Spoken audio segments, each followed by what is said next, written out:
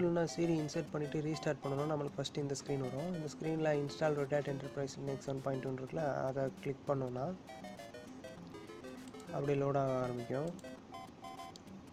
இது ஃபுல்லாக இன்ஸ்டால் ஆகிட்டு கர்னல்லாம் இன்ஸ்டால் ஆன பிறகும் சர்வீசஸ்லாம் இன்ஸ்டால் ஆன பிறகும் இந்த பேஜ் வரும்.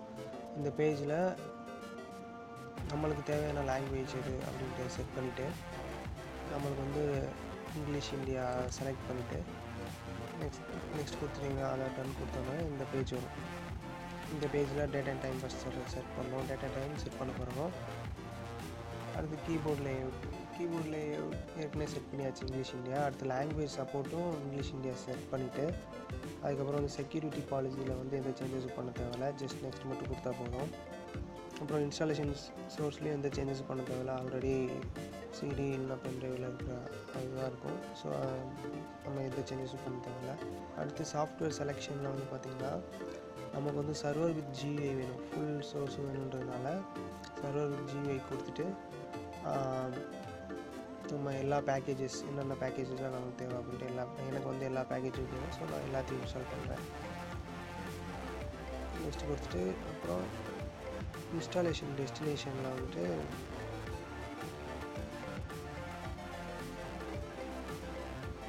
கீழே வந்துட்டு பார்ட்டிஷனிங்கில் வந்து ஐ வில் கான்ஃபிகர் பார்ட்டிஷனிங் கொடுத்துட்டு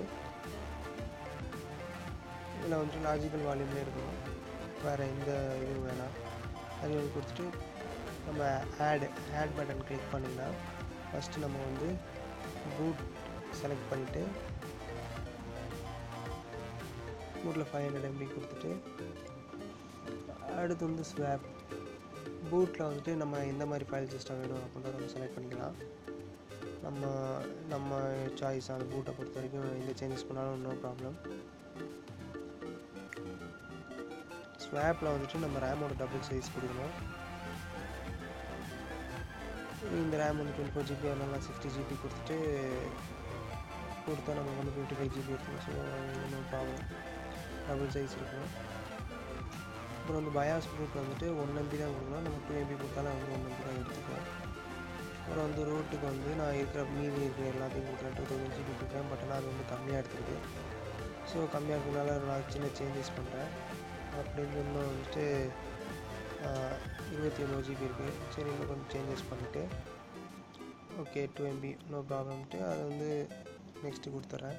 அக்செப்ட் சேஞ்சஸ் கொடுத்துட்டு பிகின் இன்ஸ்டாலேஷன் கொடுத்தீங்கன்னா கேடம்பில் எதுலேயும் எந்த சேஞ்சஸ் பண்ணதில்லை. அதுக்கப்புறம் பிகின் இன்ஸ்டாலேஷன் கொடுத்தீங்கன்னா எல்லாம் இன்ஸ்டாலேஷன் முடிஞ்ச அப்புறம் பாஸ்வேர்டு இதெல்லாம் நீங்கள் வந்துட்டு செட் பண்ணிக்கலாம். ரூட் பாஸ்வேர்டு செட் பண்ணுங்கள்.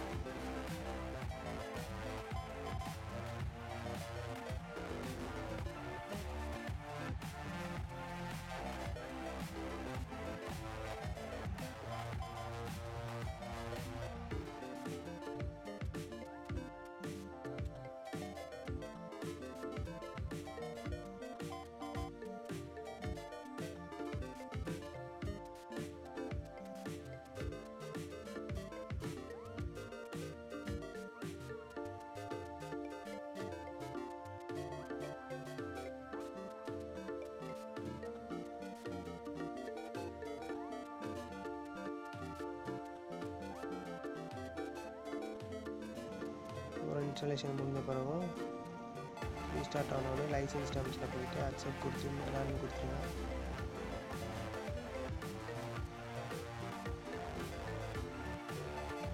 டைப்பிங் கீபோர்டு ஏற்கனவே முன்னாடி கொடுத்தாலும் அதுதான் வரும், ரூட்டுக்கு தான் அது. இதில் வந்துட்டு நம்ம மறுபடியும் கொல்கட்டா கொடுத்துட்டு யூசர் நேம் வந்து நம்ம செட் பண்ணுற மாதிரி தான் வச்சுக்கலாம்.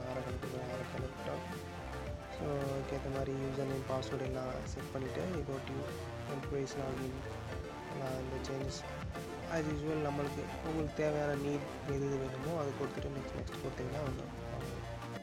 ஸோ இந்த வீடியோ உங்களுக்கு பிடிச்சிங்கன்னா ஷேர் பண்ணுங்கள், லைக் பண்ணுங்கள், சப்ஸ்கிரைப் பண்ணுங்கள், மறக்காமல் பெல் பட்டனை கிளிக் பண்ணுங்கள். Thank you, have a nice day.